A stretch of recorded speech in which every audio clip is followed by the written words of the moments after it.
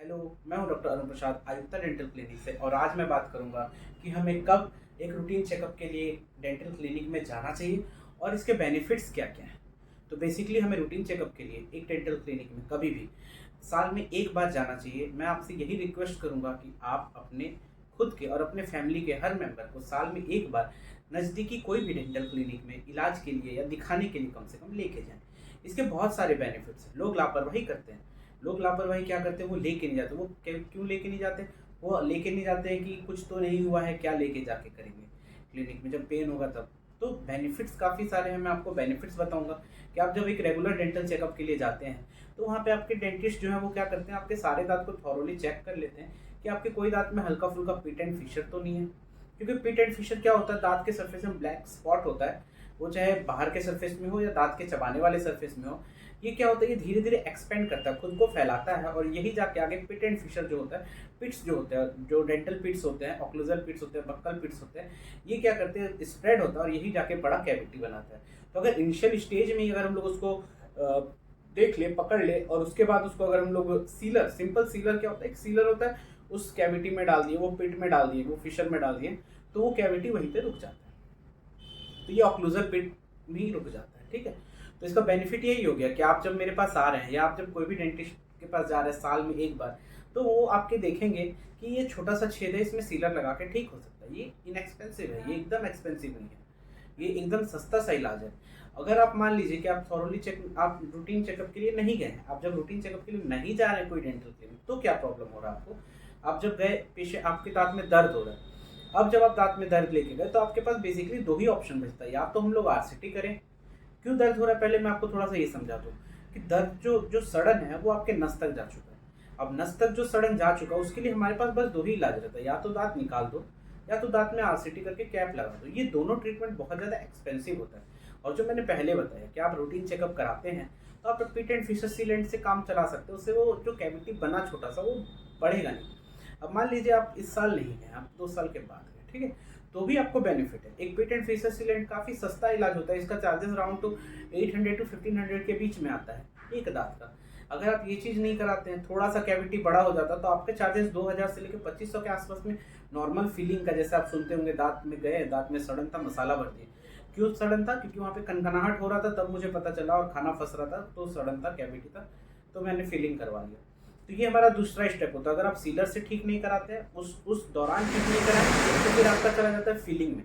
Feeling में क्या होता है, जो सड़ा वाला हिस्सा है उसको हम लोग हटा देते हैं बर से, अपने ड्रिल के मदद से, और उसमें मसाला भर के उसको ठीक कर देते हैं। अगर आप इस फेज में भी नहीं, आप ये सोचे कि भाई हमको तो थोड़ा सा सड़न है, इसमें कोई ये खुद से ठीक हो जाएगा, पर खुद से तो दांत ठीक नहीं होता ना, आप खुद समझिए। ये एक हार्ड सा चीज़ है जो खुद से तो अपने आप को भरेगा नहीं। वो कैविटी खुद ब खुद बढ़ जा सकता है, वो खुद ब खुद भरेगा नहीं। तो इसीलिए क्या है, पहला स्टेप ये था कि आपको डेंटल क्लिनिक में रूटीन चेकअप के लिए जाना चाहिए, क्योंकि आप, अगर हमको कुछ लग रहा है तो वो सीलर वगैरह से ठीक हो जाए। अगर आप उस टाइम भी नहीं गए, वो सस्ता इलाज था। उसके बाद भी आप नहीं गए तो आपके दांत में फिलिंग कराना पड़ेगा, जो कि सीलर से काफ़ी महंगा पड़ता है। इस अभी भी आप अगर नहीं गए, अब अगला स्टेप आता है कि आपके दांत में अगर पेन हो रहा है तब आप जाके गए। तो पेन में क्या करेंगे, कोई भी डेंटिस्ट ये करेंगे, आपको मेडिसिन प्रिस्क्राइब करेंगे पहले, फिर रूट कैनाल के लिए बोलेंगे। रूट कैनाल और एक्सट्रैक्शन, या तो एक रूट कैनाल, और अगर उससे भी ज़्यादा खराब हो चुका है, खराब कंडीशन है, जिस दांत को ऊपर का हिस्सा नहीं है, तो वो चला जाएगा एक्सट्रैक्शन में। दांत निकालना पड़ेगा, फिर दांत में ब्रिज लगाना पड़ेगा अगल बगल के दांत के सपोर्ट से, या तो इम्प्लांट लगाना पड़ेगा। तो पहले रूट कैनाल के बारे में बात कर लेते हैं। मैंने बताया सीलर आप नहीं कराएं, आप फिलिंग नहीं कराएं, अब आपको पेन हो रहा है तो आप रूट कैनाल कराने हैं। तो रूट कैनाल कराने में प्रोसीजर जो है वो 4 से 5 दिन का होता है, मोस्ट प्रोबेबली मोलर्स का, अपर मोलर, क्योंकि उसमें जड़ काफ़ी वो होते हैं, 2-3 जड़ होते हैं। और अगर आगे का दांत कराते हैं 3 दिन तो कम से कम लगता ही लगता है। सिंगल सिटिंग रूट कैनाल्स जो होता है वो कॉस्टली ज़्यादा पड़ता है। तो बेसिकली यही है कि अगर आप फीलिंग नहीं कराए तो आपको कैविटी तो वो अंदर अंदर बढ़ा, वो पल्प तक गया। रूट कैनाल में क्या, वो सड़ा हुआ नस को हटाएं, उसमें आर्टिफिशियल नस लगाए, उस पर कैप लगाए। इसका खर्चा समवेयर अराउंड 5000 के आसपास से शुरू होता है, और ये जाता है आपका बहुत ज़्यादा, तो आप 10,000, 15,000, 20,000 रूट कैनाल और कैप में। कैप बेसिकली मेटल कैप लगाते हैं तो आपको 3,000 से शुरू होता है। पीएफएम जो दांत के कलर का कैप होता है उसका कॉस्ट करीब 4,000 से 6,000 के बीच में आता है। जो मेटल फ्री कैप्स होते हैं उसके 8,000 टू 20,000 के बीच में आते हैं। तो ये काफ़ी महंगा इलाज हो गया। और ये क्यों, आपको लग रहा है अरे डेंटिस्ट तो बहुत ज़्यादा पैसा ले रहा है, ये डेंटिस्ट नहीं ले रहा है, यहाँ पर आप अपनी लापरवाही की वजह से उस डेंटिस्ट को पैसा आपको देना पड़ रहा है। तो ये चीज़ हो गया। अब आप सोचिए चलो ठीक है मैं आरसीटी करा लेता हूँ, इसमें आ गया तो मैं बचा लिया। आप एक दांत का आरसीटी कराएं, एक दांत का कैप लगाएं। फॉर एग्जाम्पल मान लीजिए आरसीटी का आपको 5000 रुपीज़ पड़ा, कैप का आपको 5000 रुपीज़ पड़ा, 10,000 रुपीज़ में आपका काम हो गया। अब आप जब मेरे क्लिनिक में आए या कहीं पे भी आए, आपको जब मैं बोलूँगा कि 10,000 रुपये लगेगा इस दांत के इलाज का, आप सोचेंगे क्या दर्द का दवा खा के हम छोड़ देते हैं इसको, ठीक है। उसमें क्या दिक्कत है, आप चलिए ठीक है मुझे कोई नुकसान नहीं है, नुकसान अभी भी आपका ही है। आप दर्द का दवा खा के घर चले गए, आपको आराम हो गया अभी के लिए, पर वो दांत अभी भी सड़ रहा है, वो दांत अभी भी सड़ते जा रहा है, वो सड़ते जा रहा है। वो सड़ते सड़ते क्या होगा, दांत का जो ऊपर का चबाने वाला हिस्सा है वो टूट के खत्म हो जाएगा। अब बचेगा अंदर का जो जड़ है वो। अब आप मेरे पास फिर से आए 2 महीना बाद या 3 महीने बाद, ठीक है। तो 3 महीने बाद जब आए, मैं फिर से एक्सरे करके देखा, मैं यही बोला यार अब तो ये आरसीटी के लायक नहीं बचा हुआ है, अब इसको निकालना पड़ेगा। आप बोले ठीक है निकाल दो, निकालने में क्या 400-500 रुपया खर्च होगा, चलो ठीक है मैं मान लिया 500 में ले लिया आपसे दांत निकालने का खर्चा। अब जब आप दांत निकालने के बाद घर गए तो आप फिर घर में जाके सोचे कि यार दांत तो खाली है यहाँ पे तो कुछ लगाना चाहिए। अब जब आप मेरे पास फिर से आते हैं दांत लगवाने के लिए तो वो फिर आपको हो जाता है खर्चा जाता। अब आप लापरवाही की, आप आरसीटी नहीं कराएं। अब मुझे वहाँ पे एक दांत लगाना है, दांत मैं फिक्स दांत अगर लगाता हूँ तो या तो मैं इम्प्लांट करके लगाऊंगा या तो मैं अगल बगल के दांत के सपोर्ट से। तो जो मैं पहले एक दांत लगाने वाला था तो अगल बगल के सपोर्ट से अगर मैं लगाता हूँ तो जो मिसिंग टूथ है मैं तो उसको लगाऊंगा, साथ में लेफ्ट साइड और राइट साइड के दांत के सपोर्ट से। तो आप मेरे पास आए थे एक दांत लगाने के लिए, पर मेरे हाथ में कुछ नहीं, इसीलिए मुझे लगाना पड़ेगा 3 दांत। जब मैं आपसे एक दांत का चार्ज कर रहा था समवेयर अराउंड 7,000-8,000, जैसा आप क्वालिटी का लीजिए, तो ये मल्टीप्लाई बाई 3 हो जाएगा। तो यहाँ पे गलती किसका, आपका गलती, क्योंकि आप लापरवाही किए, आप रूट कैनाल नहीं करवाए। तो यहाँ पे आपको उस दांत का, जो दांत पहले मैं एक दांत लगा रहा था आरसीटी करने के बाद, उसमें अब आपको 3 दांत का पेमेंट करना पड़ रहा है, क्योंकि अब तो मुझे 3 दांत लगाना ही पड़ रहा है, इसमें तो मेरे हाथ में कुछ है ही नहीं। अब आप सोचोगे नहीं मुझे ब्रिज नहीं लगवाना, मुझे इम्प्लांट लगवाना है। तो इम्प्लांट सिंपली क्या होता है, हम लोग दांत के सपोर्ट से फिक्स दांत लगा सकते हैं या बोन के सपोर्ट से।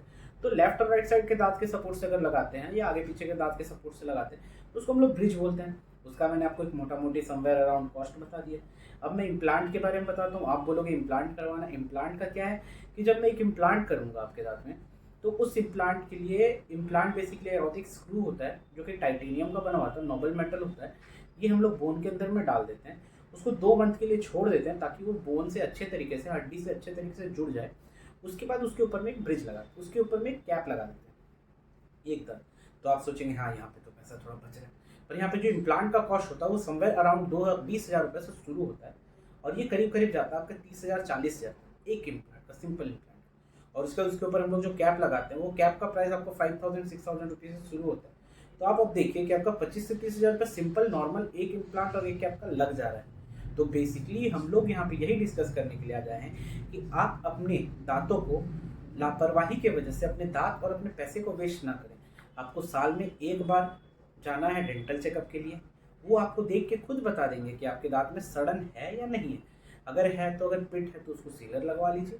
और जो आपके डेंटिस्ट बोलते हैं आप ये मत कीजिए कि पैसा बच जाएगा। आप और हम हर कोई पैसा कमा रहा है किस लिए, खाने के लिए, अपने घर को अच्छे रखने के लिए, अपने परिवार को देखने के लिए, सबका देखभाल करने के लिए। आप अगर अच्छे से खा नहीं पाइएगा, आप अच्छे से चबा नहीं पाइएगा, आपका सेहत अच्छा नहीं होगा। सब सारा चीज़ दांत से रिलेटेड है। तो इसीलिए इसका ख्याल रखने के लिए आपको एक बार कम से कम साल में, मेरे रिक्वेस्ट में यही रहेगा, एक बार आपको साल में डेंटल क्लिनिक बहुत ज़रूरी है जाना। डेंटल क्लिनिक जाइए, आप दिखाइए। बात मैं बस आज डेंटल कैरीज के बारे में बात किया, सड़न के बारे में बात किया।